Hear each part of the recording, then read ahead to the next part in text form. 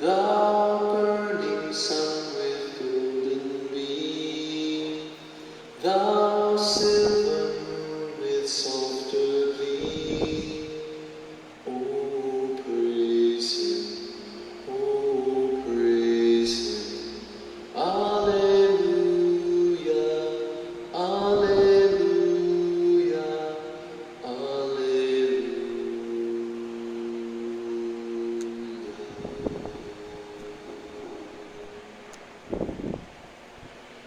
Thou rushing wind that art so strong, ye clouds that sail in heaven along.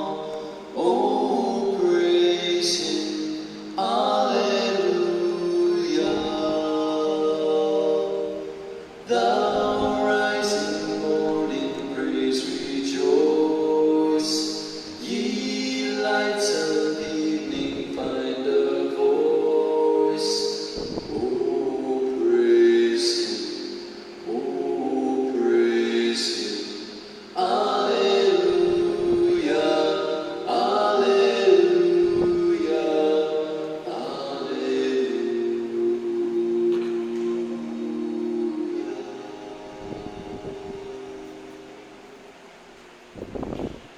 And all ye men of tender heart, forgiving others, take your part.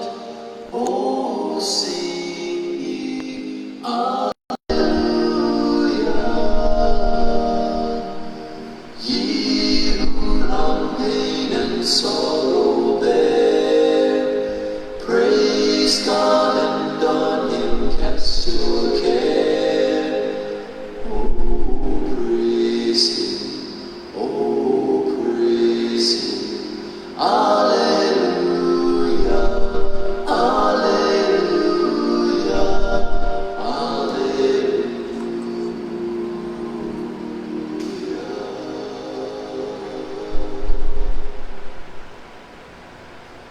Let all things their Creator bless, and worship like some gentleness.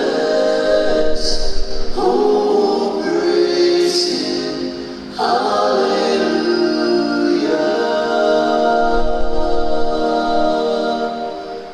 Praise, praise the Father, praise the Son, and praise the Spirit, three in one.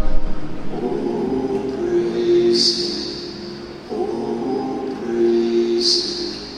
Alleluia,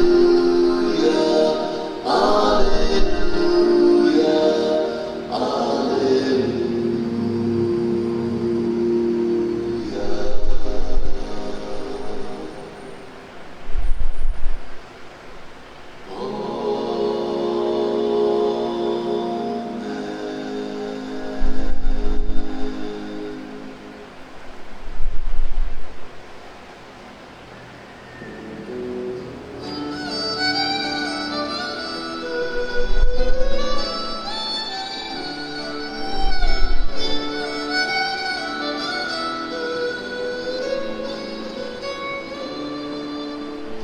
There's within my heart a melody, Jesus whispers sweet and low. Fear not, I am with thee, peace be still, in all of His ebb and flow. Jesus, Jesus, Jesus, sweetest name I know, fills my every longing, keeps me singing as I go. My life was wrecked with sin and strife, discord filled my heart with pain. Jesus stepped across the broken streets, stirred the slumbering chords again. Jesus, Jesus, Jesus, sweetest name I know, fills my every longing, keeps me singing as I go.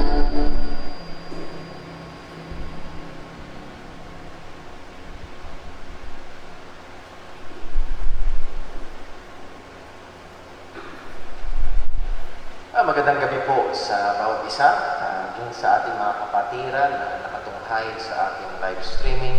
Maraming salamat po at purihin ang Panginoon na meron pa rin po tayong pagkakataon na magdaos ng ating gawain ng pagsamba. At salamat sa Diyos sa gawain mo kayo ng umaga, maging sa ating mga kapatiran na karating sa bahay sambahan. At sinikap po natin talaga na doon ang ating pagsunod sa health safety protocols, and also meron po tayong sina-sign up na record notebook if contact tracing will be needed. So sana po ay tayo po ay patuloy na manalangin at ating pong mga kapatiran ay tayo magkaroon ng kalayaan muli na makapagsama-sama upang sumamba at kapagtipon at ipag-pray natin ang bawat isa na gaya ng warning ng Hebrews chapter 10 verse 25, like the manner of some is. Ito na yung maging manner nila. Ito na yung maging, I hope, hindi ito yung maging new normal sa mga Kristiyano na mas preferred na nila online kaysa magtipon-tipon sa bahay sa bahay. So I know na mga mananampalataya, marami tayong kapatiran, very much eager, very much excited. So pag-pray po natin, come October, kung saan mas magiging maluwag na ang mga restrictions, Lord willing, at sa providensya ng Panginoon, lumabas na ang mga vaccines ay tayo po ay patuloy na makapagtipon sa mga gawain.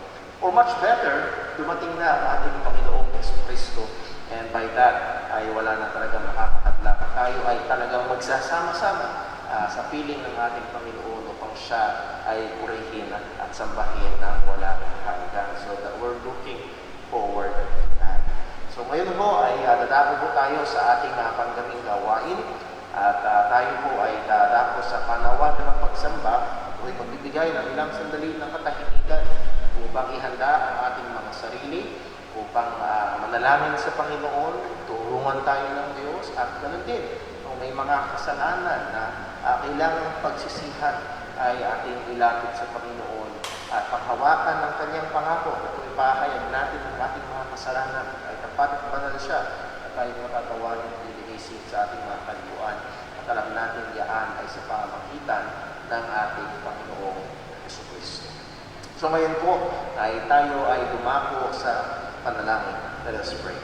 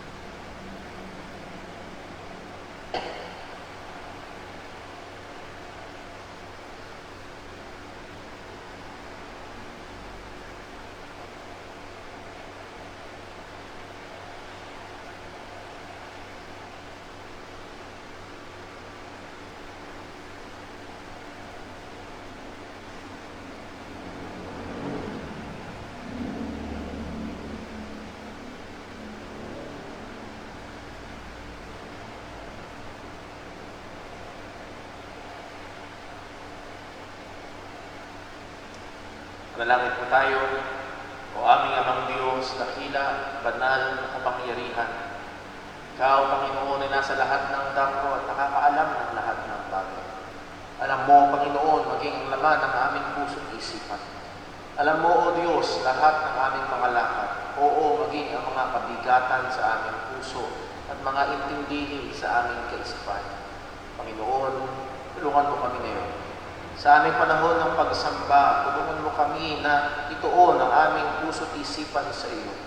Patunay na ialay ang aming mga sarili sa iyo. Na ikaw ay purihin, na ikaw ay sambahin, na ikaw ay itaas. At Lord, dalangin ko po, Panginoon, na ingatan mo rin po maging ang aming mga kapatiran, mga kaibigan sa kanilang mga tahanan na tumutunghay sa aming live streaming. Panginoon, tunay nandoon ang mas maraming mga agaw pansin sa tahanan. Nawa, O Diyos, gabayan mo po, dagdagan mo po ang iyong piyaya sa aming mga kapatiran mo ito upang tunay na maipuon nila ang kanilang mga sarili sa pagsamba sa iyo. Muli, Panginoon, alam namin na hindi lamang ang tono, hindi lamang ang lumalabas sa aming mga bibig, kung hindi ang kalagayan ng aming puso ay hayag sa iyo. Nawa, Panginoon, masumpukan mo kami ngayon na tunay na sumasamba, tunay na nagpupuri, tunay, Panginoon, na nagmamahal sa iyo. Sa lahat ng aming gagawin, O Diyos, nawa ikaw ang maitaas sa pag-aawitan namin, sa pagbabasa ng iyong salita, sa pangangaral, Panginoon. Nawa, Panginoon, ay kami ay mapagkumbabang magpailalim sa katotohanan mo at sumunod sa iyong mga kautusan, sa iyong katotohanan. Kaya muli, O Diyos, sa iyo kami lumalapit. Hinihingi namin ang iyong paggabay. Tunay, alalahanin mo nawa na kami ay mahina. Alalahanin mo, Panginoon, na kami ay marupok. Kailangan namin ng iyong biyaya, ng iyong gabay. Kailangan namin ng iyong lakas. Dagdagan mo po ang aming pananampalataya. Tulungan mo kami natupdin ang iyong mga kalooban. At alam namin na dinirinig mo kami sa aming mga panalangin sang-ayon sa kalooban mo. Lahat ng ito, Panginoon, ay sa'yo namin hinihiling sa panapis na pangalan ng aming Panginoong Jesucristo. Amen. Tayo po ay umawit sa Panginoon.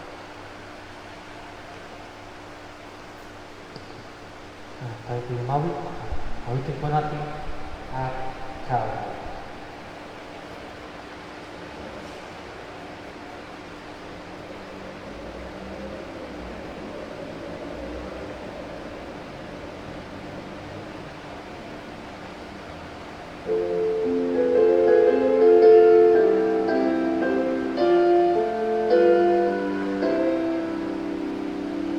Years I spent in vanity and pride, caring how my Lord was crucified. Knowing that it was for me He died on Calvary. Mercy there was great and grace was free. Pardon there was multiplied to me. There my burdens so from liberty at Calvary. By God's word at last my sin I learned, and I trembled at the low heights burn, till my guilty soul all returned to Calvary. Mercy there was great and grace was free. Pardon there was multiplied to me. There my burdens so delivered to Calvary. Now I give to Jesus everything. Now I gladly own Him as my King. Now my raptured soul can only sing of Calvary. Mercy there was great and grace was free. Pardon there was multiplied to me. There my burdens all my liberty at Calvary. Oh, the love that through salvation's plan, oh, the grace that brought it down to man. Oh, the mighty God that God did stand at Calvary. Mercy there was great and grace was free. Pardon there was multiplied to me. There my burdens all my liberty at Calvary.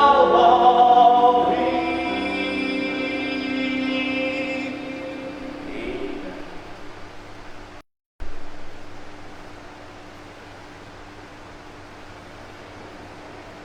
Purihin kong Panginoon, tayo dumako sa pagbasa ng salita ng Panginoon at atin mong itutuloy ang ating pagbasa sa awit. Taklat ng mga awit, manawit ni awit. Babasahin po natin ang awit 73, Psalm 73. Ngayon ang umaga natapos tayo sa verse 13 at sisimulan po natin ngayon sa verse 14 hanggang matapos para makita po natin yung kabuuan ng awit. Psalm 73, basahin natin verse 14 hanggang verse number 28. Yun yung nakita, sabay-sabay po tayo. I hope yung ating mga kapatiran sa tahanan ay nakabukas din ang inyong mga Biblia. Ready? Read. For all the day long have I been plagued and chastened every morning. If I say I will speak thus, behold, I shall offend against the generation of my children. When I thought to know this, it was too painful for me, until I went into the sanctuary of God. Then understood I their end. Truly, thou didst set them in slippery places. Thou castest them down into destruction. How are they brought into desolation as in a moment?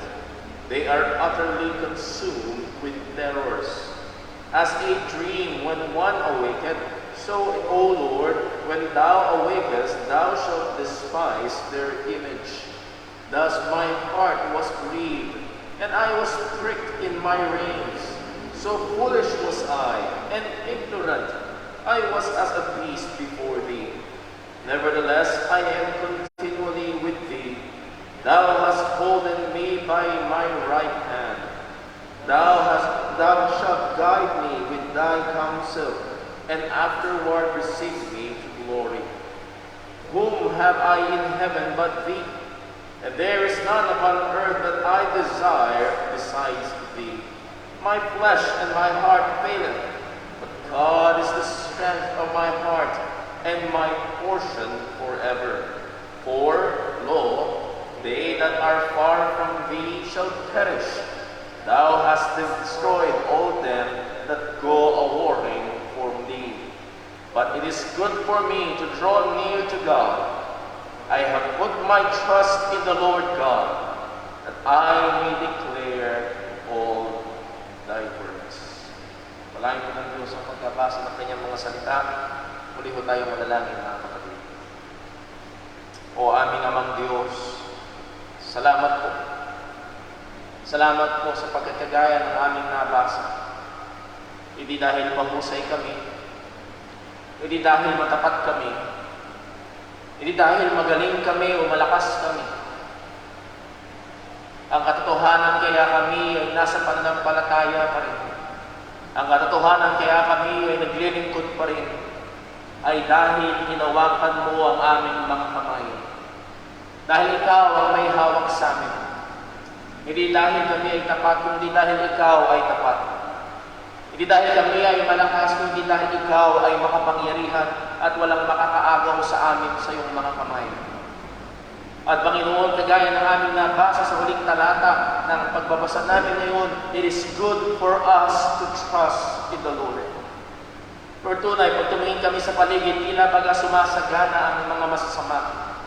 Pag tumingin kami sa paligid, tila baga walang kalungkutan at walang kahirapan ng mga gumagawa ng mga katiwalian. Pero Panginoon, pag tinignan namin ang iyong salita, ang kanilang wakas ay kapahamakan, ang kanilang hatol ay tiyak. Kaya kami, Panginoon, na sa iyo ay sumasampalataya. Kami, Panginoon, at nagnanampalataya sa Ebanghelyo ng aming Panginoong Kristo ay merong tiyak na kaligtasan. Salamat po, O Diyos. Unay, mabuti sa amin ang magtiwala sa iyo. Ito man, Panginoon, ay tinatawanan ng sanlibutan. Ito man, Panginoon, ay walang bahala ng mga nasa magtaas na kalagayan. O Panginoon, mabuti sa amin ang magtiwala sa iyo. Sa gitna man ng problema, sa gitna man ng karamdaman, sa gitna man, Panginoon, ng pandemya, mabuti sa amin ang magtiwala sa iyo. Kaya po, Panginoon, tulungan mo kami. Inaamin namin na kami mahina. Dagdagan mo ang aming pananampalataya. Dagdagan mo ang aming pagtitiwala sa iyo. Patuloy mo kaming ilapit sa iyo. Patuloy mo kaming hubugin sa wangis ng aming Panginoong Jesus. At Panginoon, maging ang aming mga kapatiran na sa iba't ibang kalagayan. Alam namin na ikaw na nagsimula ng mabuting gawa ay tatapusin mo po ito. O Panginoon, salamat po. Salamat sapagkat meron kaming tunay na pag-asa. Salamat po na meron kaming tunay na hinihintay na nangako na siya'y muling babalik. Tunay, Panginoon, sa iyo kami nakatiwala at wala kaming ibang tinitingnan kung hindi ikaw lamang. Salamat po. Nawa muli sa aming pagsamba ngayon ay maitaas ka namin. Ang aming mga bibig ay magsabi nawa ng mga kalwalhatian, magdeklara ng mga kagalingan mo, mga biyaya mo, O Diyos na patuloy na pinagkakaloob. Lord, alalahanin mo po ang aming mga kapatiran na nandun ang kahirapan, nandun ang karamdaman, nandun ang kakapusan, o nandun ang mga problema. Mahabag ka po, O Diyos. Doon din po, Panginoon, ang aming bansa, ang aming gobyerno, maging ang mga namumuno sa aming bansa, Panginoon. O Diyos, mahabag ka po. Maging ang mga nakikipaglaban sa pandemya, mga healthcare workers, O Panginoon, mahabag ka po. Panginoon, sa iyo namin pinagkakatiwala ang lahat ng ito. Sapagkat ikaw ang Diyos soberano. Tumitiwala kami sa iyo. Nawa, patuloy namin maitaas ang iyong pangalan sa gawain ito. Dalangin namin itong lahat sa pangalan ng aming Panginoong Jesucristo. Amen. Tayo po'y tutuloy na kumawin sa Panginoon. Tayo po yumawi. Ulitin po natin more about Jesus.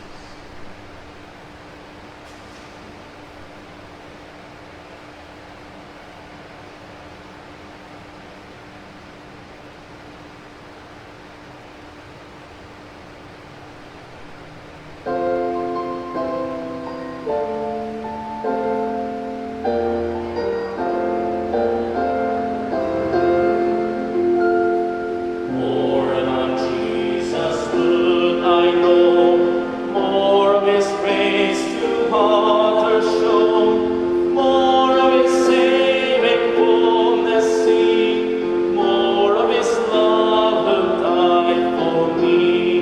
More about Jesus, more about Jesus, more of His saving fullness see, more of His love who died for me. More about Jesus, let me learn, more of His soul we will discern. Spirit of God, my teacher be, showing the things of Christ to me. More about Jesus, more about Jesus, more of His saving fullness see, more of His love who died for me.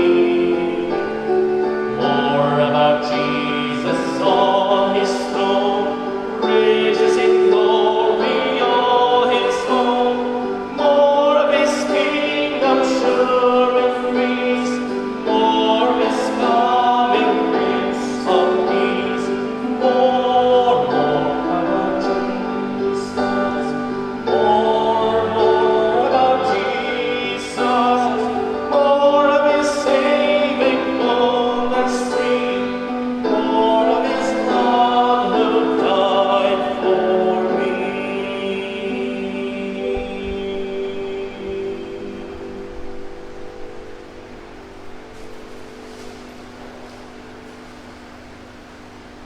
Para ho sa ating gawain ng pagkakaloob, bahagi ng ating pagsamba sa Panginoon, tayo po'y tumayo at basahin ang mga talata na ating basihan sa pagbibigay sa Diyos mula sa Bagong Tipan. Sa aklat po ng Ikalawang Korinto, 2 Corinthians chapter 9, at babasahin natin mula talatang 6 hanggang 8. 2 Corinthians chapter 9, mula talatang 6 hanggang 8. Kung nyo nakita, ay basahin po natin verse number 6. Ready, read.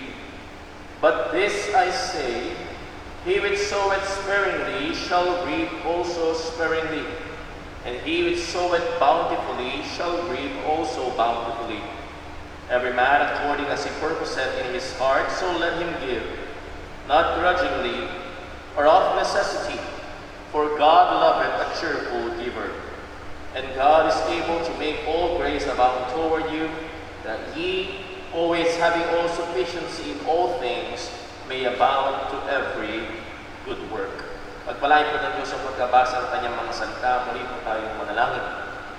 O aming amang Diyos, dakila at banal, sa iyo kami ay lumalapit. Humihingi ng gabay, humihingi ng pagtulong. Sa aming gawain ng pagsasamba, tunay, Panginoon, hindi sa pamagitan ng aming lakas, hindi sa pamagitan ng aming kapangyarihan, kundi sa pamagitan ng iyong banal na Espiritu. At maging sa aming pagkakaloob, O Diyos, nabasa namin sa iyong salita, na ang una mong binibigyang pansin ay hindi ang laki ng halaga, kundi ang kalagayan ng puso. Na yung nais na kami ay nandun ang pagsamba at pagkakaloob na may puso na masaya, puso na sumasamba, puso na naglilingkod, at puso na nagmamahal sa iyo. Tunay, Panginoon, anong meron kami na hindi mo pinagkaloob sa amin? At ikaw na nagmahal sa amin ay nagkaloob ng iyong bugtong na anak. Ano, Panginoon, tunay, hindi mabibilang bilang kabayaran o pagpalit ang aming pagkakaloob sa iyo. Ito ay oportunidad namin upang parangalan ka, sambahin ka at kilalanin ka maging sa mga bagay na aming tinatangki. Salamat po, O Diyos, sa iyong mga biyaya. Salamat po, Panginoon, sa iyong patuloy na pagsustento. Salamat, Panginoon, sa katapatan. At salamat na meron kaming pagkakataon na luwalhatiin ka sa pamamagitan naman ng mga bagay na galing sa iyo. Purihin ka, O Diyos. Lahat ng ito'y dalangin namin sa pangalan ng aming Panginoong Jesucristo. Amen.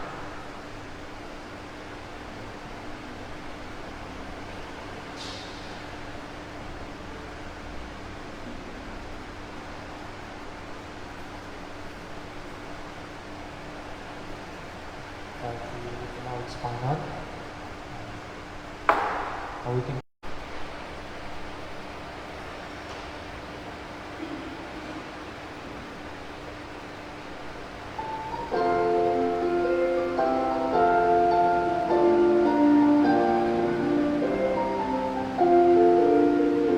There's a call comes ringing o'er the restless waves. Send the light, send the light. There are souls to rescue, there are souls to save. Send the light, send the light, send the light. The blessed gospel light, let it shine from shore to shore. Send the light, the blessed gospel light, let it shine forevermore. We have heard that Macedon call today. Send the light, send the light. And the hope that Africa at the cross we send the light, send the light, send the light, the blessed gospel light, let it shine, let it shine. Shore to shore, send the light, the blessed gospel light, let it shine forevermore. Let us pray that grace be everywhere around. Send the light, send the light, and the Christ-like Spirit everywhere He comes. Send the light, send the light, send the light, send the light, the blessed gospel light, let it shine from shore to shore. Send the light, the blessed gospel light, let it shine forevermore. Let us not grow weary in the work of love. Send the light, send the light. Let us gather Jews for a crown above. Send the light, send the light, send the light, the blessed gospel light. Shore to shore, send the light, the blessed gospel light, let it shine forevermore.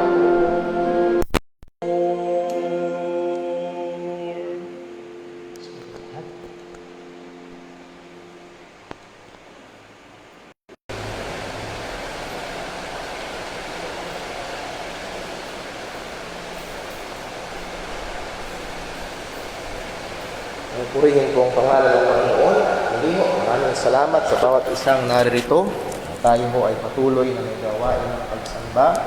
At kasama rin ho natin ang ating mga kapatid na nakatunghay online sa ating live streaming. At salamat sa Diyos sapagkat meron ho tayong mga kapatid na nagpapatotoo na maging ang kanilang mga kamag-anakan sa mga lugar na kung saan ay mahirap maabot ng ebanghelyo ay nakakapakinig sa atin hong mga gawain. So purihin ang Diyos at nawa ay gamitin ng Diyos ito sa kanilang una, sa kanilang kaligtasan at sa ikalawa, sa ikalalago nila at kakakilala nila sa Panginoon at sa ating Panginoong Jesucristo. O tayo ho ay dumako sa ating pag-aaral ng salita ng Diyos ngayong gabi. Pagdating ho sa pakikipagdigma, mahalaga na merong enough na supplies. Mahalaga na sapat ang sandata. Mahalaga na sapat ang pagkain. Sapagkat anumang lakas ng sandata, kung gutom ang sundalo, ay baka hindi ito makasugod sa labanan. Mahalaga na sapat ang mga gamot. Mahalaga din na sapat ang mga sasakyan, ito man ay sasakyang panlupa, pandagat o panghimpapawid. Pero pagdating ho sa giyera o sa labanan, alam ho natin na hindi lamang ito ang mahalaga. All throughout history, nakikita ho natin na kung saan may mga pagkakataon ng mga general, oo, maging ang mga presidente o punong ministro ng mga bansa na engaged sa gera ay pumupunta sa mahalagang lugar at tinitipon ang mga sundalo at nagbibigay ng mga talumpati.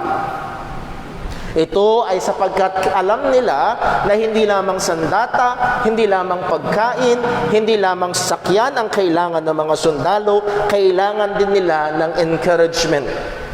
Kailangan din nila na mapaalalahanan bakit ba nakikipaglaban. At dito sa huling parte halos ng ating pag-aaral sa 1 Timothy, narito si Apostol Pablo na tila baga siya ay general at nagbibigay ng mga paalala, nagbibigay ng mga kautusan, oo, kanyang ini-encourage. At sa pamamagitan nito, tinutulak ang batang pastor na si Timothy na magpatuloy sa pagtatapat sa paglilingkod sa Panginoon. Kaya ho sa ating malapit ng matapos na pag-aaral sa Book of 1 Timothy, nais ko ho kayong anyayahan sa 1 Timothy chapter 6. 1 Timothy chapter 6 at babasahin ho natin verses 11 to verse number 16. 1 Timothy chapter 6 verses 11 to verse number 16. Kung nyo nakita, ay samahan niyo ho ako sa pagbasa. Babasahin ko ho, paksunan niyo sa inyong mga Biblia. Ito po ang salita ng Panginoon. But thou, O man of God, flee these things, and follow after righteousness, godliness, faith, love, patience, meekness. Fight the good fight of faith. Lay hold of eternal life, whereunto thou art also called, and hast professed a good profession before many witnesses.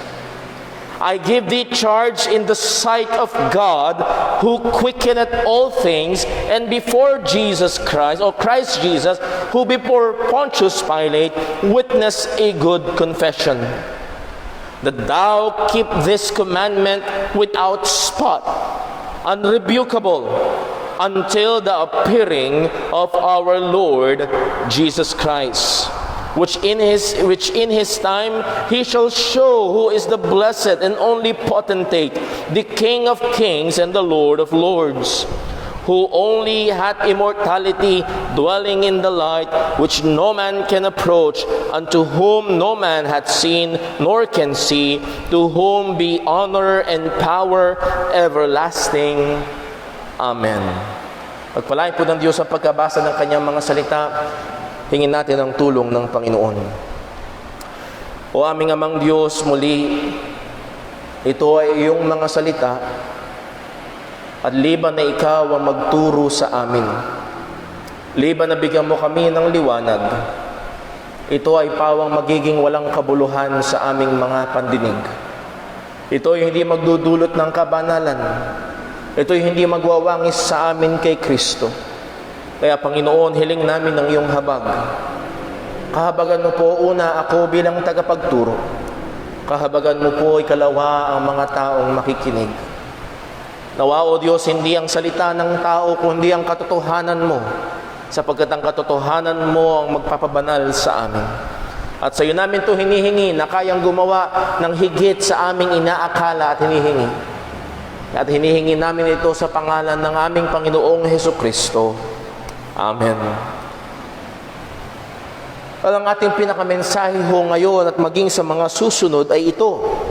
God's minister in the church must exert all his strength by the grace of God to fulfill his God-given duties and avoid to make shipwreck of his faith. Ang lingkod ng Diyos sa iglesia ay kailangang ibigay ang kanya o gamitin ang lahat ng kanyang lakas sa biyaya ng Diyos upang tupdin ang mga responsibilidad na ibinigay ng Diyos sa kanya at iwasan ang pagkawasak ng kanyang pananampalataya. So ito ho ang pinakanilalaman at ito ho ang hamon ni Pablo kay Timothy and by extension maging sa mga lingkod ng Diyos sa bawat iglesia sa panahon na ito. And also for further extension or application, ito ang hamon hindi lamang sa mga ministro sa iglesia o lingkod sa church o mga pastor at diakono, kundi sa lahat ng mga mananampalataya na nakikipaglaban sa pananampalataya. Well, kagaya ho nung sinabi ko ho kanina, tayo ay nasa bandang huli na ng napakagandang pastoral epistle na ito na atin hong binabasa, na sulat ni Pablo sa kanyang batang kamanggagawa na si Timoteo na nasa church at Ephesus. At kagaya nga ng isang general na nagbibigay ng mga kautusan sa kapitan ng hukbo, na nahandoon sa lugar ng labanan kung saan mainit ang labanan, binibigyan ni Pablo si Timoteo ng mga partikular na mga kautusan na kanyang kailangang gawin. Magbigay paalala lang tayo sa mga ilang mga partikular na binigay ni Pablo na kailangang gawin ni Timoteo. Una, ang sabi niya sa 1 Timothy chapter 1 verse 3, "As I besought thee to abide still at Ephesus when I went into Macedonia, that thou mightest charge some that they teach no other doctrine." Isang partikular na utos ni Pablo kay Timothy na kailangan niyang gawin doon sa church at Ephesus. Sasabihan mo sila na huwag silang magtuturo ng ibang doktrina. Ang tanging doktrina na kanilang ituturo ay yung mga doktrinang galing sa mga apostol ng ating Panginoong Hesukristo. Pagdating sa chapter 2, binigyan niya ng mga kautos sa Timothy na kailangang sabihin sa buong iglesia na may kinalaman sa lahat ng mga tao sa iglesia. Sa chapter 2, sinabi niya na kung saan ang lahat ng mga tao ay dapat manalangin. Pinangungunahan ng mga kalalakihan ang pananalangin. Ipanalangin ang lahat ng mga tao, maging ang mga nasa otoridad. At sinabi niya rin niya kung ano ang involvement or hindi dapat gawin ng mga kababaihan sa iglesia ng ating Panginoong Hesukristo. Pagdating sa chapter 3, tila baga nagbigay si Apostol Pablo ng mga checklist or kwalifikasyon to recruit additional soldiers sa pakikipaglaban. Dagdag na mandirigma, dagdag na manggagawa sa gawain ng Panginoon. And we have the qualification ng mga pastor at ng mga diakono. And it's not seldom, hindi madalang na matatagpuan natin si Apostol Pablo na ginagamit ang imahe o imagery ng labanan o pakikipagdigma sa buhay Kristiyano. At dito nga, kanyang pinapakita na si Timoteo ay tila baga isang sundalo ng ating Panginoong Hesukristo. Kaya ho makikita natin sa maraming paraan na sinasabi ho ni Pablo, ginagamit niya ang imahe ng pakikipagdigma sapagkat tunay ang buhay Kristiyano ay hindi paglalakbay sa parke, kundi pakikipagdigma sa espiritual. Ang sabi niya mismo kay Timoteo sa 2 Timothy chapter 2 verse 3, ang sabi ni Pablo, "Thou therefore endure hardness as a good soldier of Jesus Christ." Well, si Timothy ay hindi tila baga sundalo, kung hindi, si Timothy ay sundalo talaga ng ating Panginoong Kristo. Pero kagaya ng paalala sa atin ng Panginoon, ang ating pakikipagdigma ay hindi pisikal. Maaaring si Timothy ay isang sundalo, pero hindi granada, barel o espada ang kanyang gamit. Paalala nga ho ni Apostol Pablo sa Ephesians chapter 6, and ito ay para sa lahat ng mga Kristiyano. Ephesians chapter 6 verse 10. Ang sabi ni Pablo, "Finally, my brethren, be strong in the Lord and in the power of His might. Put on the whole armor of God that ye may be able to stand against the wiles of the devil." So pinintan niya ang Kristiyano na isang mandirigma na kailangang ibihis ang buong baluti ng Panginoon. Verse 12, "For we wrestle not against flesh and blood, but against principalities, against powers, against the rulers of darkness of this world, against spiritual wickedness in high places." Please take note of the pronoun we. We wrestle not. That means it's not just the apostles who wrestle, not just the pastors who wrestle. All believers, all Christians are engaged in a wrestling. Pakikipagniig, pakikipaglaban. Ang lahat ng Kristiyano, if I may say, ay sundalo ng ating Panginoong Hesukristo.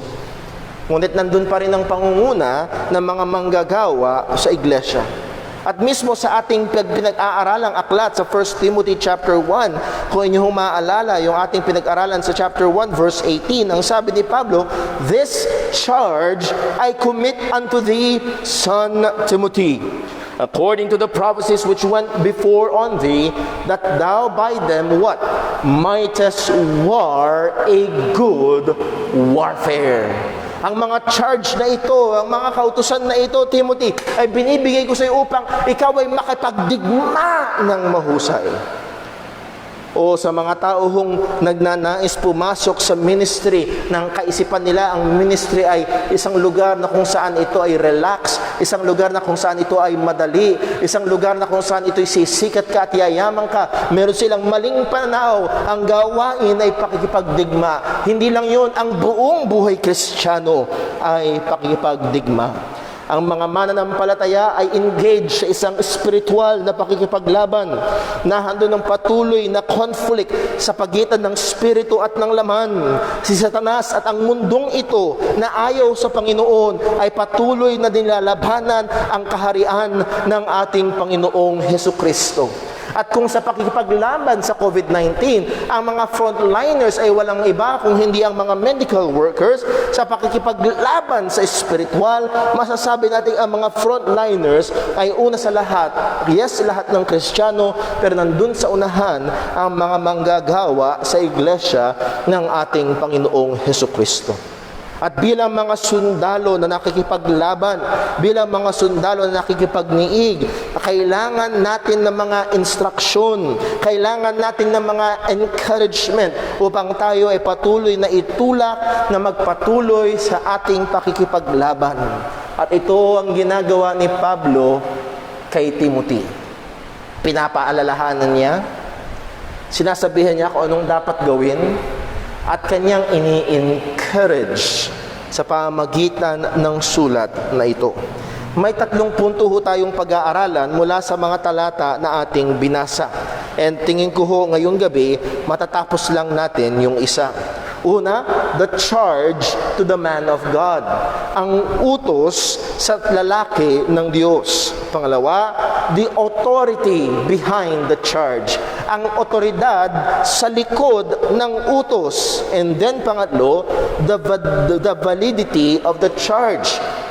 Hanggang kailan valid itong charge na ito, hanggang kailan in effect itong kautusan na ito ng Panginoon sa kanyang manggagawa na si Timoteo. So tingnan natin yung una, verses 11 and 12, the charge to the man of God. Ang charge ho na ito ay hindi parang cellphone na tina-charge. Ang charge ho na ito ay hindi kaso na pina-file. Ang charge na ito ay utos na ibinibigay. Yun ang ibig sabihin. Ang sabi ni Pablo sa verse 11, "But thou, O man of God, flee these things, and follow after righteousness, godliness, faith, love, patience, meekness. Fight the good fight of faith. Lay hold of eternal life, or on eternal life, whereunto thou art also called, and hast professed a good profession before many witnesses." So tingnan ho natin na medyo mas detalyado ang mga salita na ito ng Panginoon. Ang unang sinabi ni Pablo, "But thou." At kagaya ng ating laging sinasabi dito sa church, that word but, B-U-T, ay napakahalaga sa pag-aaral because it connotes a contrast at change of direction. Ano ba yung direksyon na unang sinasabi ni Pablo? Well, kanyang nilalahad ang mga katangian ng mga false teachers. Na mga false teachers na ito ay nagtuturo ng kontra sa salita ng ating Panginoong Hesukristo. Na mga false teachers ho na ito ay mga ginagamit ang salita ng Diyos para sa kanilang sariling pakinabang. Ang mga false teachers na ito ay mayayabang. Ang mga false teachers na ito ay nagdudulot ng pagtatalo-talo, pagkakabahabahagi sa loob ng iglesia ng ating Panginoong Hesukristo. Ang false teachers na ito ay really destitute of the truth. They are trying to teach, but the truth is not in them. But, so mula ho sa napakadaming, napakapangit na katangian ng mga false teachers, here is the contrast. Ano ang punto? The man of God, the minister of the church, the faithful pastor of the church, or even an extended application, the believer. Ang mananampalataya ng Panginoon must stand in contrast or against the false teachers. Dapat kakaiba, hindi kahalintulad. Hindi kagaya ho nung ating binasa kanina sa Psalm 73, kung inyong naunawaan yung Psalm na ating binasa. Iyon ay Psalm na kung saan na ang mananampalataya ay tila baga nanidibugho, naiinggit sa mga masasama, naiinggit sa mga gumagawa ng hindi mabuti. Para bang walang kwenta ang pagpapanatili ng kabanalan ko, walang kwenta ang pagsunod ko sa Panginoon, parang sila ay masasaya, sila ang sumasagana. Pero that is not the case. At ganoon din ang mananampalataya, ganoon din ang lingkod sa iglesia. Siya dapat ay maging kakaiba at hindi katulad ng mga huwad na tagapagturo. Ang sabi ng salita ng Diyos, tinawag ni Pablo si Timothy, man of God. Man of God. Lalaki ng Diyos. This is a personal designation na ang layunin nito ay i-aresto ang atensyon ni Timothy. Na paragang pag sinabi sa klase, okay, kung ikaw ay isang estudyante, okay, mga estudyante, kinuha ang atensyon. Narito ngayon si Apostol Pablo, inaaresto niya ang atensyon ni Timothy. Timothy, pakinggan mo itong mabuti. Timothy, ipako mo ito sa iyong kaisipan. Timothy, bigyan mo ito ng matinding atensyon. Thou, O man of God, ikaw na lalaki ng Diyos. At actually, itong title na ito, the man of God, ay isang motivating title. Kung titignan ho natin sa salita ng Panginoon, particularly sa Lumang Tipan, it is customary na tinatawag ang mga well-known leaders and prophets ng Israel as men of God. Itong titulo ng men of God ay ginamit kay Moses, Joshua, David, Elijah, Elisha, Prophet Samuel. So nandoon ang mga great track record ng mga tao, mga lalaki na kung sa tinawag na man of God. Anong ibig sabihin ito? It connotes one who is in God's service. Siya ay lingkod ng Diyos. Represents God and speaks in His name. Ibig sabihin, isa siyang lalaki na naglilingkod sa Diyos. Isa siyang lalaki na nagsasalita hindi ng kanyang sarili, kundi nagsasalita ng salita ng Diyos. Ang kanyang tinuturo ay katotohanan ng Diyos. Ang kanyang binabahagi ay patungkol sa Panginoon. Ang mga gawa ng Diyos, hindi tungkol sa kanyang sarili, kundi ang kanyang mga pangangaral ay tungkol sa Diyos. Sabi nga ho, nung isang aklat na aking binasa tungkol sa pangangaral, Sabi niya, ang sinumang mangangaral na laging siya ang bida sa kanyang pangangaral ay isang kaawa-awang tao. We are not men of ourselves. We are ministers of the church, are men of God. Pinapakita nito kung sino ang lingkod at kung sino ang pinaglilingkuran. At ang lingkod ay ang lalaki at ang pinaglilingkuran ay ang Diyos. Pero sad to say, sa panahon natin ngayon, maraming mga tao sa likuran ng pulpito na nagpapatawag ng man of God and they want to be served rather than them serving. Gusto nila na sila ang pinaglilingkuran. Kaysa ang Diyos ang maitaas ang sarili ang tinataas, and that not ought to be. This is in the contrast of the false teachers. Ang mga false teachers ay nagpapanggap na sa Panginoon. Ang mga false teachers ay nagpapanggap na sa katotohanan, pero ang kanilang tinuturo ay kamalian. Pero narito ang isang tunay na lingkod ng Diyos, tunay na lalaki ng Panginoon, man of God. In these two verses sinagbigay ng utos si Pablo kay Timothy na maaari nating buodin sa 4 na salita. Meron siyang mga kautusan.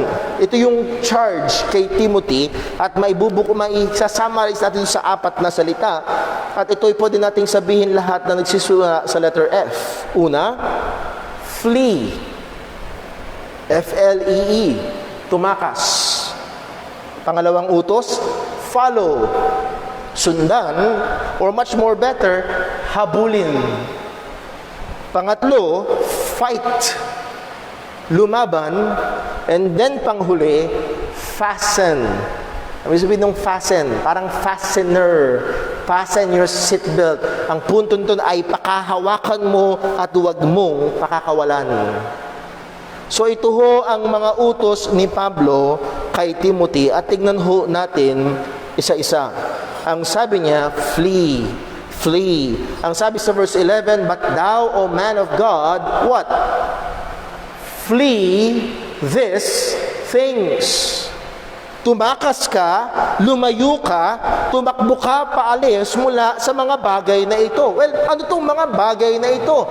Yung context ay pumapatungkol sa mga bagay na naglalarawan sa mga false teachers, na kung saan mababasa natin sa verses 3 hanggang verse 10. Sa verse 3, makikita natin na mga false teachers ay nagtuturo ng mga kontra sa salita ng ating Panginoong Hesukristo. Or hindi man nila kinukontra, minamarginalize nila, minamaliit nila, at mas lamang, mas mahalaga yung kanilang sariling kuro-kuro. Hindi daw dapat ito gawin, hindi dapat lapitan, kung hindi dapat layuan ni Timoteo ang mga ganitong gawain. He must flee the false teachings na nagmamarginalize at nagkokontra sa ating Panginoong Jesus. He must flee controversy sa verse 4. Na ang sabi ho sa verse 4, 1 Timothy, tingnan natin uli. 1 Timothy chapter 6 and verse number 4. He is proud, knowing nothing, but doting about questions, strife of words. What is that? Controversy. Pakikipagtalo, mahilig makipagdebate, mahilig makipagtalo, alang-alang di umano sa katotohanan na dala-dala. Ang sabi ho ni Pablo kay Timothy, layuan mo ang mga bagay na ito. Yes, may mga pagkakataong kailangan ipakipaglaban. Makikita natin mamaya, ang sabi, fight. Pero itong mga walang kwenta, walang katuturan, walang katapusang pakikipagtalo na paborito ng mga false teachers, ang sabi ni Pablo kay Timothy, Timothy, flee. Layuan mo. Next, ang sabi ni Pablo, flee. Ano pa ang kailangang iwasan ni Timothy? Flee divisive talks. Lumayo ka sa mga salita, lumayo ka sa mga gawain na naghahati, nagdudulot ng mga envy, strife, railings, evil surmising, perverse disputings of men. Perverse disputings, what is that? Those are but divisiveness. At ito'y paborito ng mga false teachers sa loob ng church. Magtatanim sila ng mga katuruan na magdudulot sa mga mananampalataya na magtalo-talo at magkahati-hati. Now, truth by definition is exclusive. Ang katotohanan by definition ay exclusive. Pag sinabi mong totoo ang A, it means that B is false. Hindi pwede kung magkakontra at A and B and A is true, then it excludes B. Sabi nga ho ng isang mangangaral, yes, truth divides. It divides truth from false. Hinahati. Nevertheless, itong mga taong ito, ang gawain talaga nila, ang after nila ay hindi ang katotohanan. Ang gusto nilang mangyari talaga ay magkahati-hati ang mga mananampalataya, ang iglesia. Kung merong isa sa mga kinakaayawan ng Panginoon, sabi sa Proverbs chapter 6, kung yung naalala sa ating mga young people na engage sa ating Proverbs Challenge, merong 6 o 7 ang karumal-dumal sa harapan ng Panginoon, at isa sa mga nasa dulo doon ay one who soweth discord within the brethren. Ayaw ng Panginoon. Lang sabi ni Pablo, Timothy, huwag kang lalapit, huwag kang makikisawsaw sa mga gumagawa nito, lumayo ka. Takasan mo, layuan mo. And then lastly, kailangang layuan ni Timothy ang imahinasyon na ang gawain ay paraan para yumaman. Verse 5, ang sabi, supposing that gain is godliness. At dito sinabi ni Pablo, from such withdraw thyself. At inulit niya ulit yung kanyang utos, flee these things. They imagine that godliness, at yung godliness doon is just the outward working of godliness, meaning the work of the ministry. Para sa kanila, ang church, ang religion, ay negosyo. Paraan para kumita, paraan para mag-gain. At yung iba, maaaring, sabi nga ho ng teacher namin, laging magkakasama yung tatlo, pera, kapangyarihan, at babae. At karamihan daw na nahuhulog doon, nahuhulog hindi lang sa isa, minsan sama-sama yung tatlo. Ang sabi, ang paalala ng salita ng Diyos, ang utos ng salita ng Panginoon sa manggagawa, flee. Lumayo ka, tumakas ka. Yes, mga kapatid, tayo po ay engaged sa isang labanan, sa isang spiritual warfare. Pero merong mga pagkakataon na ang the best strategy is not to stay and fight, but to run away. May mga pagkakataon ng pinakamagandang gawin ng mananampalataya ay hindi isawsaw ang kanyang kamay doon sa mga bagay-bagay kung hindi layuan niya. At ang sabi ni Pablo kay Timothy, flee these things. Isang magandang example ay walang iba kung hindi si Joseph. Remember Joseph sa book of Genesis? Nung siya ay binenta kay Potiphar at siya'y pinagpala ng Panginoon bahayan ni Potiphar, dumating ang panahon na nakita ng asawa ni Potiphar itong si Joseph. Maaaring nandun ang kanyang kagandahang lalaki, pero nandoon ang kanyang pagiging sagana sa lahat ng kanyang ginagawa. At ang sabi ng Biblia, araw-araw, tinutukso ng asawa ni Potiphar si Joseph. Hanggang sa isang araw, pumasok si Joseph para gawin yung kailangan niyang gawin, at nagkataong walang ibang mga tao at pinasok siya ng asawa ni Potiphar at hinablot siya sa kanyang damit at hinihikayat siyang gumawa ng immoralidad. Ang ginawa ni Joseph, tumakbo. It so happened na naiwan yung kanyang damit. Pero siya ay tumakbo. At makikita natin ang utos ng Panginoon sa pamamagitan ni Apostol Pablo sa 2 Timothy chapter 2. If we may open your Bibles please sa 2 Timothy chapter 2 verse 22. Anong sabi? Flee also youthful lusts. Itong mga immoral na pita ng laman. Ang sabi ng Biblia, flee! Flee! Takasan mo, layuan mo, malis ka diyan. Meron hong mga nagtingin sa sarili super tibay. Hindi ako naaapektuhan ng tukso na ganyan. Walang sabi ng Biblia, layuan mo. Ako'y nakapakinig ng isang patotoo, ng isang mananampalataya, nagtatrabaho sa ibang bansa. Iniwan niya ang kanyang pamilya dito sa Pilipinas, trabaho sa ibang bansa. Alam mo yun nangyari? Doon sa kumpanya na kanyang pinagtatrabahuan, dumating at nagtrabaho din doon yung kanyang ex-girlfriend. Anong ginawa nitong Kristiyanong ito? Umuwi na ng Pilipinas. Delikado. Baka mawasak ang ministry, baka mawasak ang patotoo, baka mawasak ang pamilya ko, imbis na magpatuloy sa ibang bansa. He fled from youthful lust, and that is the right thing to do. Na maaaring iwanan ng maaaring daang libong kontrata, pero kailangan niyang lumayo sa tukso, tumakas sa mga masasama at kasalanan. Iyon ang utos ng Panginoon. Flee also youthful lust. Kaya kung may lalapit sa akin at magsasabi, Brother Paul, sa trabaho ko, merong babae na inaakit ako, natatakot ako mahulog sa tukso. Maaaring isang magandang payo, umalis ka sa trabaho mo. Flee! Flee youthful lust. At ang sabi ni Pablo kay Timothy, Timothy, flee these things. Huwag kang makikisawsaw sa mga gawain ng mga false teachers. And sad to say, may mga ngaral na. Sabi ko nga ho, isang example, I don't know kung nagrepent na siya, pero isang example si Francis Chan. Isang mangangaral ng Ebanghelyo, isang mahusay na mangangaral, pero nagsimula siyang makisama sa mga prosperity gospel preachers. Rather than fleeing, he fellowshipped with these false teachers. Sad to say.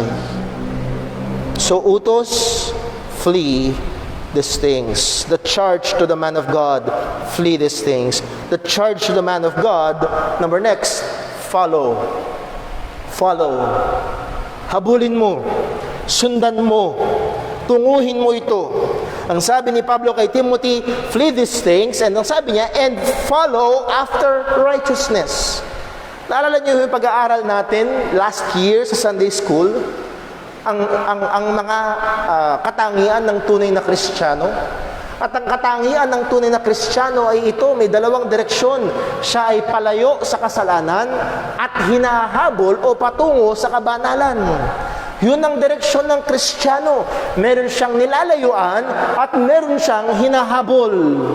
Marami ho minsan mga mananampalataya o mga tao akong nakakausap, ang lagi na sila, basta Brother Paul, wala naman akong ginagawang masama. Okay, salamat sa Diyos kung wala kang ginagawang masama. Lumalayo ka sa kasalanan. Ano ang ginagawa mong mabuti? We are not to be contented by just not doing anything bad. Hindi tayo dapat makontento na wala lang tayong ginagawang masama. Hindi tayo dapat makontento na nilalayuan lang natin ang mga bagay na pinalalayo sa atin ng Diyos. Pero dapat meron tayong gawin. Meron tayong habulin. Follow after righteousness. That word follow means to exert effort to grab hold of. Mag-exert ng effort para habulin. Mag-exert ng effort para makuha. By the way, sa 2 Timothy chapter 2, verse 22, ang sabi nga ni Pablo, flee also youthful lust, but follow righteousness. It's almost the same. Well, it's the same command almost. Flee, follow. Tumakas ka at lumayo ka sa kasalanan at ikaw ay magpursigi at habulin ang kabanalan. Follow after righteousness, godliness, faith, love, patience, and meekness. So what are these things na kailangang habulin ni Timothy? Ano tong mga bagay nito na kailangan pagsumikapan ni Timothy na kung lalayo siya sa mga false teachers o gawain ng mga false teachers, ano naman ang dapat pagsumikapan ng manggagawa ng Panginoon na kailangan niyang habulin sa kanyang buhay? Sabi dito, follow after righteousness and godliness. Righteousness and godliness. Sabi ho ng isang commentary, it pertains to the horizontal and vertical dimensions of the Christian life. Righteousness is the horizontal and godliness is the vertical. Horizontal, ibig sabihin, ito ay patungkol sa ating pakikitungo sa ating kapwa. We must deal with our fellow people, even our brethren, in a righteous way. Ang ating conduct, ang ating pamumuhay, ang ating pakikitungo, ang ating relasyon sa ating mga kapwa mananampalataya at kapwa-tao, that is our horizontal relationship, must be described as done in righteousness. Ginagawa ng may katwiran. Uprightness, fairness, na handoon na patas tayong makipag-deal sa iba. Hindi natin layuning makalamang, hindi natin layuning makaisa. Pero mga tao, yun lagi ang gusto, makalamang, makaisa. O ang layunin natin ay makipag-deal sa isa't isa, sa ibang tao ng may katwiran. Sabi nga ni Jesus, kung anong gusto mong gawin sa iyo, gawin mo sa kapwa mo. At ayaw mong nilalamangan ka, ayaw mong niloloko ka, ayaw mong sinasaktan ka, ayaw mong pinagsisinungalingan ka, at huwag natin gagawin at gawin. Ang gusto natin na gawin sa atin ay totoo, patas. At yun din dapat ang ibigay natin sa iba. So that word righteousness pertains to our horizontal dealings, our horizontal relations sa ating kapwa. And that word godliness, kagaya nung sabi sa chapter 4 verse 8, but godliness with contentment is great gain. That word godliness pertains to our vertical relationship with God. Ang ating pagiging makadiyos, na hindi ito panlabas lamang. Sabi nga ho ni Pablo kay Timothy sa chapter 4 ng 2 Timothy chapter 4, having the form of godliness but denying the power thereof. Mali pala, chapter 3 pala yun. Verse 5, 2 Timothy, having the form of godliness. Alam niyo yung iba, ang godliness nila panglabas lang. Ang godliness nila, forma lang. Ang sinasabi ni Pablo kay Timothy, follow after true godliness. Balikan ho natin yung binasa natin kanina sa Book of Psalms. Okay lang ho ba? Sa Psalm 73, ang sabi ng mga awit sa bandang dulo, Psalm 73, verse number 25. Psalm 73 verse 25. Whom I have in heaven but thee, and there is none upon earth that I desire besides thee. Ang gusto ko dito sa lupa, ang gusto ko sa buhay na ito, hindi milyon, hindi sikat, hindi success ko. Ang gusto ko sa buhay na ito ay ikaw, O Diyos. My flesh and my heart faileth, but God is the strength of my heart and my portion forever.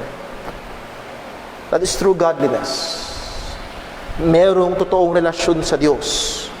Merong totoong uhaw, gutom, pagnanasa sa Diyos.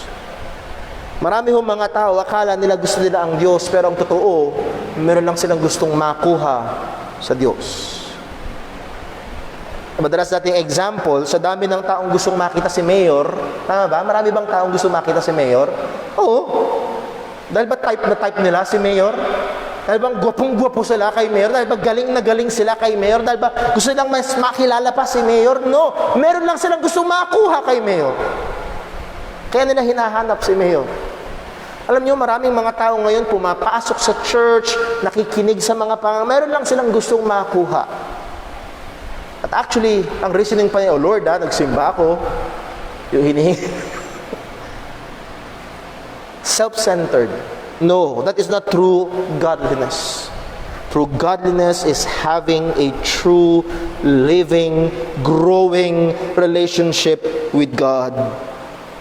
Follow after. Habulin mo ito. Kunin mo ito. Righteousness, godliness. Pangalawang couple, hindi lamang righteousness and godliness, faith and love. Actually, it's better to be translated faithfulness and love. Para bang yung sinabi ni Pablo kay Timothy, but be thou an example of the believer in faith. Ang ibig sabihin ng faith noon is faithfulness, sa pagiging tapat. At itong faith and love ay madalas na couplet sa mga sulat ho ni Apostol Pablo. Halimbawa, dito mismo sa 1 Timothy chapter 1 verse 5, now the end of the commandment is charity out of a pure heart and of a good conscience and of faith unfeigned. So charity, that is love, and faith, magkasama. Sa Titus chapter 2 verse 2, and the aged men be sober, grave, temperate, sound in faith, in charity, in patience. So nandun na naman yung faith and charity or love. Nandito ang ibig sabihin is faithfulness to God. Pagtatapat sa Panginoon. Handun yung kanyang katapatan sa Diyos and also katapatan sa katotohanan ng Panginoon at katapatan sa kanyang paglilingkod sa Panginoon. Ay yung manggagawa ng Panginoon ay dapat habulin, pagsumikapan, pagtrabahuhan ang pagtatapat sa Diyos. Hindi lamang pagtatapat sa Diyos, maging sa mga kapatiran. At kasama dito yung pagmamahal. Yes, una sa lahat, ang foundation ng lahat ng pagmamahal ay ang pagmamahal sa Panginoon. Ang pinakamahalagang utos, ang pinakamataas, pinakadakilang utos sa lahat ay ano? Thou shalt love the Lord thy God. At ang Kristiyano, lalo na ang manggagawa, ay kailangan niyang habulin at siguraduhin na nahandoon ng pagmamahal niya sa Panginoon. Remember the church at Ephesus sa Revelation chapter 2? Napakatapat nila, napakahigpit nila sa doktrina, pero ang sabi ng Panginoon, nevertheless, I have somewhat against thee, that thou hast left thy first love. O nawa, dito sa church ho natin, hindi mangyari na mas mahal natin ang pangalan ng Baptist kaysa sa Panginoon. Nawa, wag mangyari na mas mahal natin ang gusali. Yes, sa biyaya ng Diyos, mas maganda ngayon ang ating bahay-sambahan. Pero mas mahal natin ang Diyos kaysa sa gusali. O nawa, wag dumating na mas mahal ng mga tao ang mga ngaral kaysa ipinapangaral na Diyos. Follow after love. Ano lang yun? Love for the brethren. Alala niyo ang sabi ni John sa 1 John, by this we know that we have moved from death unto life. Alam natin na tayo na lipat na from death, that is unsaved, to life, that is salvation. At isa sa mga pangunahing marka ng isang tunay na Kristiyano ay ano? May pagmamahal sa kapatiran. Kaya mahirap maniwala sa isang taong nagpapakilalang Kristiyano na baliwala sa kanya ang mga kapatiran. Oo, baliwala sa kanya ang pagtitipod ng mga mananampalataya. Love for the brethren. Follow after. Hindi lang ito basta sabihin mo, I love you bro, I love you sis. Hindi lang ito basta may t-shirt ka na I love Jesus. Kung hindi ito ay katotohanan at ibinubuhay at pinagsusumikapan sa araw-araw. Hindi ito one time, big time. Na minsan nag-pray ka, Lord, I love you. Dineklara, Lord, I love you. Mahal ko na si Lord. No, it is, sabi nga ni Pablo, follow after. It is in the present tense. Tuloy-tuloy, tuloy-tuloy, tuloy-tuloy. Lagi mong pinagsusumikapan. Lagi mong hinahabol. Ang mas malalim pa, ang mas matatag pa na pagtatapat at pagmamahal sa Panginoon. Not just faith and love. Next, ay also patience and meekness. Ang sabi ni Pablo, follow after righteousness, godliness, faith, love, patience, and meekness. These are especially helpful ministry qualities. Itong patience, pasensya, or maaaring sabihin steadfastness, pagpapatuloy. Ibig sabihin, hindi ka magkukwit, determination na harapin maging ang mga opposition, ang mga problema na daladala ng ministeryo sa Ebanghelyo. Sabi ng ating Panginoon sa pamamagitan ni Pablo, yea, all that will live godly in Christ Jesus shall suffer persecution. Serving God will always have opposition. Truth will always have an opposition. And the man of God should be patient. Mapagtimpi, mapagtiis. At pero rin nasabihin na nahandoon ang kanyang pagtitiis, hindi lamang sa mga opposition, o di alam niyo, kung merong isa sa mga madalas at na-appreciate kong payo sa ministeryo, alam niyo kung ano? Brad, pagpasensyahan mo. Kung ang magsasaka ay naghihintay ng ilang buwan bago umani. Minsan, ang mga mangangaral masyadong maiksi ang pasensya. Gusto mo isang preaching lang, then lahat sila banal na. Not so. Minsan, ilang taon, ilang panahon na matapat na paglilingkod, pananalangin, pagpapayo, pangangaral, hanggang ang taong ito ay unti-unti at lalong malapit sa Panginoong Hesukristo. Pasensya. Sinabi ko na ho sa inyo minsan sa church, ang patotoo, personal kong naranasan, na may pagkakataon na si Brother Paul, inamin ko, muntik nang naabot yung dulo ng pasensya, muntik nang pumutok si Brother Paul. At meron mga manggagawa, minsan hindi yun napipigilan at pumuputok sa likuran ng pulpito. Ginagamit ang likuran ng pulpito para manira ng mga tao. Not so. Alam niyo ho, merong isang manggagawa na ginamit ang Diyos, sineshare ko sa kanya yung problema ko, ang sabi niya lang sa akin, bro, patience. Patience. Sa biyaya ng Diyos, nagpasensya, at pagkatapos ng ilang taon, alam niyo ho, nawala yung problema. Inayos ng Diyos. Tinuro ang salita ng Diyos at ginamit ng Diyos yung kanyang salita para ayusin yung problema. Purihin ng Panginoon. At napakasarap pagmasdan. Patience, steadfastness, not just also steadfastness or patience, meekness. Follow after meekness. Or sa ibang salita, gentleness, pagiging maamo. Ibig sabihin, it is a quality of a tender and patient self-control. Andun yung mapagpasensyang pagtitimpi. Tender. Lalo na sa mga tao sa gitna ng mahirap na kalagayan. Actually, meekness is defined as strength under control. Sabi ko nga sa inyo, isang nabasa kong komentary ang nagbigay sa akin ng libro, hindi komentary, libro na nagbigay sa akin ng mas magandang larawan ng meekness or kaamuan. At nababasa ko, maging maamo kayo. Ano mismo ng maging maamo ang mga Kristiyano? Nga sa mabasa ko, ang isa, I believe si Warren Wiersbe ang may sulat ng libro, inilimbawa niya ang isang aso. Isang aso? Nasa kanya ang lahat ng lakas para kagating ka. Actually, hindi aso, leon. Leon ang ginamit niya. Nasa leon ang lahat ng lakas para sakmaling ka. At isang kagat lang, pugot ang bali ang leeg mo. Pero meron kang mga makikitang pagkakataon ng mga leon na nahahawakan ng tao. Ano sasabihin mo? Maamo yung leon. Nasa kanya ang lahat ng lakas. Pero yung lakas na yun is under control. Sad to say, nakakita ho ako ng mga manggagawa nasa likuran ng pulpito, mga pastor sa iglesia, hindi makontrol. I know of some cases, nakikipagbugbuga ng pastor sa miyembro. Hindi ba kasama sa kwalifikasyon ng manggagawa is not to be a striker.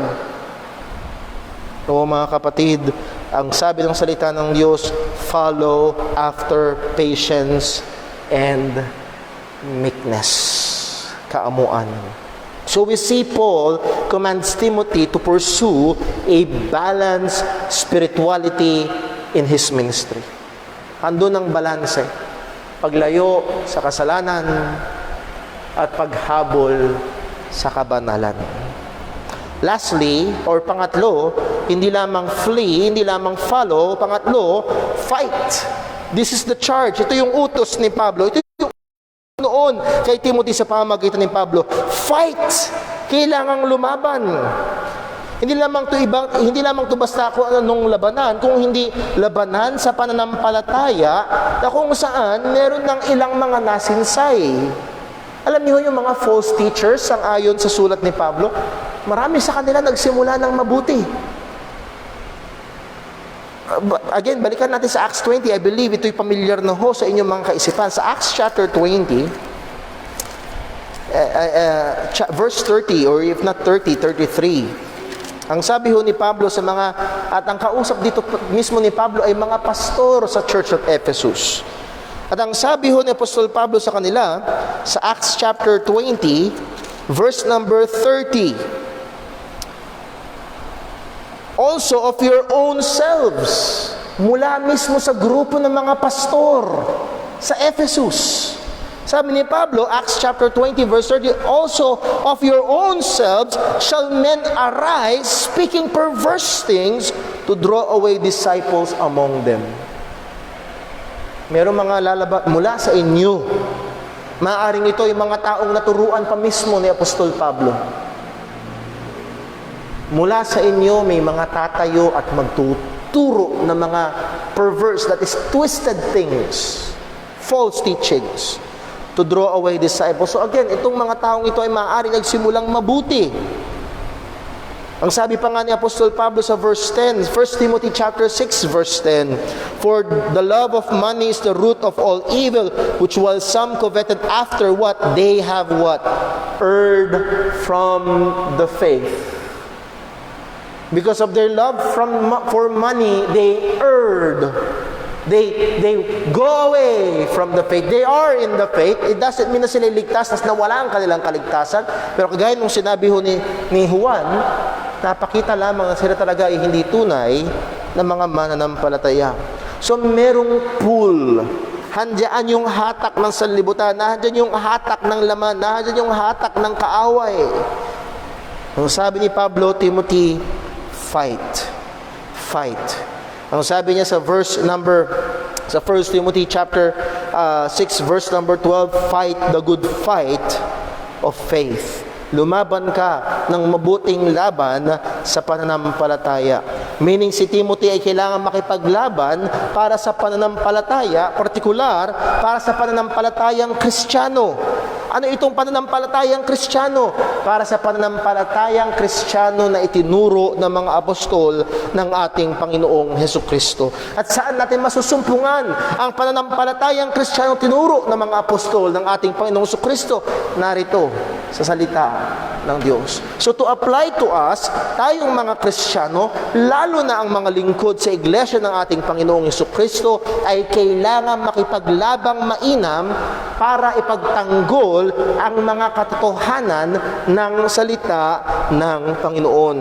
Fight the good fight of faith. Sabi nga ni Jude sa kanyang mga sinulatang Kristiyano, Jude 1 verse 3, Beloved, when I gave all diligence to write unto you of the common salvation, it was needful for me to write unto you and to exhort you that what? Ye should earnestly contend for the faith which was once delivered unto the saints. So hindi ho tayo malayang mag-imbento ng mga doktrina. Hindi tayo malayang mag-imbento ng iba't ibang mga kaisipan. Sabi nga ng isang manunulat, ang kailangan sa mga ngaral ay hindi creativity but faithfulness. Pagiging tapat saan? Sa mga katuruan ng salita ng Diyos, which was once delivered unto the saints. Nandito ang personal na patotoo ni Pablo kay Timothy sa 2 Timothy chapter 4 verse 6, For I am now ready to be offered, and the time of my departure is at hand. I have fought a good fight. I have kept the faith. I have finished my course. I have kept the faith. Timothy, fight a good fight. Fight for the truth. Pakipaglaban, ipagtanggol, bantayan. O mga kapatid, marami sa panahon natin ngayon, maraming umaatake at maraming iba't ibang uri ng pag-atake. Lalo na ho ngayon sa online, konting pindot lang, marami nang mapapanood na false teachings. At kahuhusay at kapupogi, kagaganda, kagsasarap pakinggan, pero laman ay mga maling doktrina. O kailangang labanan. And lastly, dito tayo matatapos, pang-apat sa charge na ibinigay ni Pablo kay Timothy, ang sabi niya, flee these things, follow after righteousness, godliness, faith, love, patience, meekness, fight the good fight of faith, and lastly, fasten. F-A-S-T-E-N. Ang sabi ni Pablo, lay hold on eternal life, whereunto thou art also called, and hast professed a good profession among many, before many witnesses. Lay hold. Ibig sabihin ng word na lay hold, hold on to. Huwag mo bibitawan. Tindihan mo ang kapit. Huwag mong bibitawan. Fasten your grip. Para bang gumamit ka ng vice grip. Mahigpit, matindi, kapit. At ang sabi ni Pablo kay Timothy, hold on eternal, sabi niya, nasa na ba yun? Lay hold on eternal life. At meron mga, kita mo na, kailangan ni Timothy magsumika para mahawakan niya ang buhay na wala. So nakabase sa gawa niya. Well, that is not the case. Kasi konting basa lang, ang sabi niya, whereunto thou art also called. Notice that word called, C-A-L-L-E-D, tinawag. Past tense o future tense? Past tense. Tinawag na ba siya? Oo. That means nahandun na siya. Tinawag na siya ng Panginoon. Niligtas na siya ng Panginoon. So ang punto dito si Timothy ay ligtas na. Meron na siyang buhay na walang hanggan. At ang sinasabi ni Pablo kay Timothy, Timothy, yung buhay na walang hanggan na nasa iyo, hold on, pakahawakan mong matibay, pakahigpitan mo ang yakap, if I may say. Hindi dahil baka ito mawala sa iyo, kundi dahil dapat mong ibigay ang the best, dapat mong gawin ang pinakamahusay, at ibigay mo ang lahat ng iyong effort sa buhay na walang hanggan. Yes, si Timothy is saved by faith, gaya ng lahat ng mananampalataya.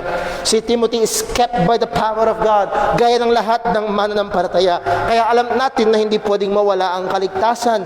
Pero si Timothy, kagaya ng lahat ng Kristiyano, ay may buhay na walang hanggan. At ang buhay na walang hanggan na ito ay nasa kanya, present possession, and also a future hope.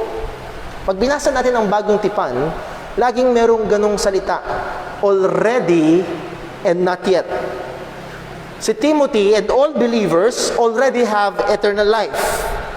But we are also looking forward to the future hope of eternal life. That is the fullness of manifestation of our eternal life in the presence of God. Tingnan lang ho natin itong mga ilang bagay ho na ito. Una, he is in the possession of eternal life. Titus chapter 1, tingnan lang natin. Chapter 1 verse 2. Ang sabi niya, this is patungkol sa hope of eternal life. Paul, a servant of God and an apostle of Jesus Christ, according to the faith of God's elect, and the knowledge and acknowledging of the truth which is after godliness, in hope of eternal life, which God that cannot lie promised before the world began. So there is that sense, yes, ang Kristiyano ay may eternal life, but ang Kristiyano ay meron ding inaasahan na buhay na walang hanggan, kapiling ang Panginoon. Ang sinasabi ni Pablo kay Timothy ay ito, at maging sa lahat ng mga Kristiyano, hold on to eternal life. At ang idea ay ito, Timothy already have eternal life, but he is instructed to grab it, to live it to the full. Pakahawakan. Para bang, Paul, pakamahalin mo si Jonah, yung misis ko. Mahal ko siya, pero pakamahalin mo. Timothy, nasa iyo na ang buhay na walang hanggan. Pero paka-ingatan mo, paka-hawakan mong mainam. Ang sabi ho ni Pablo, whereunto thou art called, ikaw ay tinawag. By the way, pagdating sa kaligtasan, tinatawag ng Diyos. Tinatawag ng Panginoon. At ang tupa ni Kristo, pag tinawag, tumutugon. Ang sabi niya, my sheep hear my voice, and they know me, and they follow me. And I give to them eternal life. Ano pa ang sabi? Whereunto thou art called, and hast professed a good profession. So Timothy has a good profession of his faith. Una, ang pinakapangunahing profession ng Kristiyano sa pananampalataya ay ano? Baptism. At siguro sa baptism ni Timothy, maraming saksi. Hindi lamang yun ang profession, in his service also, sa paglilingkod ni Timothy. At ang sabi ni Pablo, profession before many witnesses. Maraming nakasaksi. Maraming nagpatunay kay Timothy. Actually, sa Acts chapter 16, doon natin mababasa na maraming tao ang nagrekomenda kay Timothy para isama ni Pablo. Bakit? Nakita nila. Nakita nila ang pananampalataya ng batang ito. Nakita nila ang pagmamahal ng batang ito. Nakita nila ang paglilingkod ng batang ito. At ang sabi ni Pablo kay Timothy, Timothy, maraming nakasaksi, napatunayan, nakita, napatotohanan ng iyong pananampalataya. Lay hold. Huwag mong bibitawan. Kapit. Maraming nagpatotoo. So this is the charge to the man of God. Flee. Lumayo ka sa mga gawain ng false teachers. Lumayo ka sa pita ng laman. Lumayo ka sa kasalanan. Pangalawa, follow. Follow after righteousness, godliness, faith or faithfulness, love, patience, and meekness. Pangatlo, fight. Fight the good fight of faith. Ipakipaglaban ang pananampalataya. Then panghuli, fasten. Hold fast. Huwag mong bibitawan. Hold fast to eternal life. Ano mang ialok ng sanlibutan, ano mang hatak ng tukso ng laman, let us hold fast to eternal life. Again, yes, pangunahin, ito ay utos sa manggagawa ng Panginoon sa iglesia. Pero kung titignan ho natin, lahat ng ito ay kalooban ng Diyos sa bawat mananampalataya. Hindi ito dapat isipin, para sa pastor lang. No, ito ay kalooban ng Panginoon sa bawat isang tunay na Kristiyano. At nawa, tulungan tayo ng Panginoon. Hingin natin sa Diyos ang gabay na tayo ay lumayo sa kasalanan, humabol sa kabanhalan, ipakipaglaban ang pananampalataya. Ano pa? Magpanatili at hawakan matibay ang ating pag-asa sa buhay na walang hanggan. Alam niyo ho, isa sa mga lagi kong sinasabi sa ating mga kapatiran sa panahon na ito ng pandemya, lalo sa atin dapat magtulak na humawak ng mainam sa ating pag-asa ng buhay na walang hanggan. Anong pinakita ng COVID-19? Ano yung isa sa pinakita? Pinakamataas, pinakamakapangyarihan, pinakamayamang bansa lumuluhod sa isang sakit na hindi nakikita.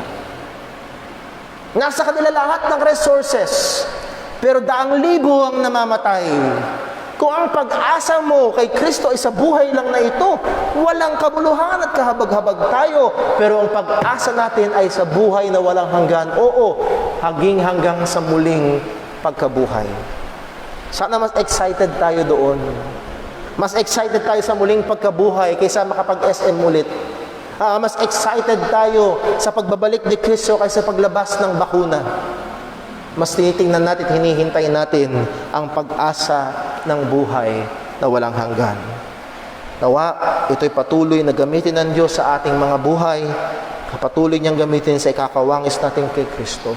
Patuloy niyang gamitin sa ikababandal natin bilang mga Kristiyano. Let's pray. Panginoon naming Diyos sa langit, muli, salamat po sa iyong mga paalala. Pinalalahanan mo kami na ang buhay Kristiyano ay isang labanan, pakikipagdigma.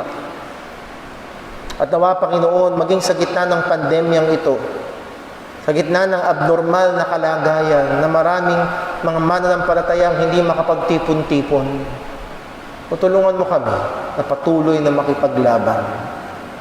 Makipaglaban sa kasalanan, makipaglaban sa tukso. At tulungan mo kami sundin ng iyong mga utos na kami lumayo sa mga gawain ng kasalanan. Lumayo sa mga gawain ng mga huwad na mga ngaral, kundi at habulin ang kabanalan, habulin ang katwiran, habulin ang pagmamahal, pananampalataya, ang pagtitimpi, maging ang kaamuan. O Panginoon, partikular sa akin bilang manggagawa, mahabag ka po, o tulungan mo po akong ibuhay ang mga katotohanan ito. Yun din, Panginoon, tulungan mo kaming ipagtanggol ang pananampalataya. Sa araw-araw, nandoon ang atake. Sa araw-araw, nandoon ang pagtuturo ng mga huwad na tagapagturo. Tulungan mo kami na tindigan, ipagtanggol, bantayan ang katotohanan mo. At doon din, Panginoon, tulungan mo kami na patuloy na hawakang mainam ang pag-asa na meron kami. Ang buhay na walang hanggan na yung pinagkaloob sa amin. At ang hinihintay naming pagbabalik ng aming Panginoong Hesukristo. O Diyos, salamat po. Salamat sa mga paalala ng iyong salita at muli tulungan mo kami na hindi lamang maging tagapakinig kundi maging tagaganap ng mga kautusan mo. Lahat ng ito'y dalangin namin Sa pangalan ng aming Panginoong Hesukristo. Amen. Tayo po'y tumayo at tayo po'y umawit ng ating closing song.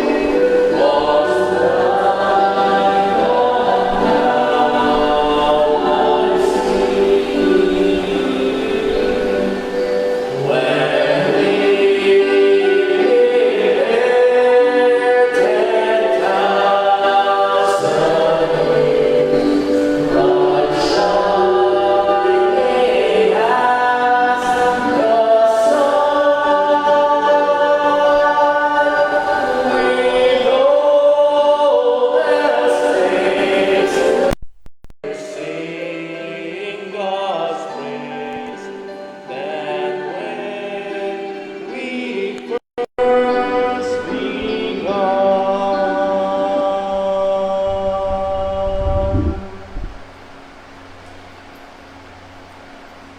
Ang muli mga kapatid, marami pong salamat sa bawat isang narito. Purihin ang Panginoon. Salamat po at bigyan namin nakapiling sa pagsamba. At mga kapatid na sa bahay-bahay, muli mo paalala. Sa Wednesday, meron tayong Time in the Word, 6 p.m. And Friday, Time in the Word also. At pagkatapos mo noon ay ang ating prayer meeting through Facebook room, prayer room po natin. So sana ay magkasama-sama po tayo. Pag-pray natin ang bawat isa, communicate natin ang bawat isa, magkamustahan ho tayo. At nawat sa communication yun, mag-pray tayo sa isa-isa. By the way, nakalimutan ko sabihin kanina, isa ho sa mga part ng ating evening worship service ay testimony giving, which is hindi natin nagagawa ngayon. So I would like to encourage ang ating mga kapatiran, if you may, sa ating Facebook page or sa ating Facebook group, share your testimony. So para maka-encourage sa ating mga kapatiran at para makita natin patuloy ma-update tayo sa mga ginagawa ng Panginoon sa ating buhay at sa ating mga kapatid. So if you may, share your short testimony ho sa mga biyaya ng Diyos sa ating Facebook page. God bless po. Maraming salamat. Ingat po tayo lagi. Ingat po tayo. God bless po.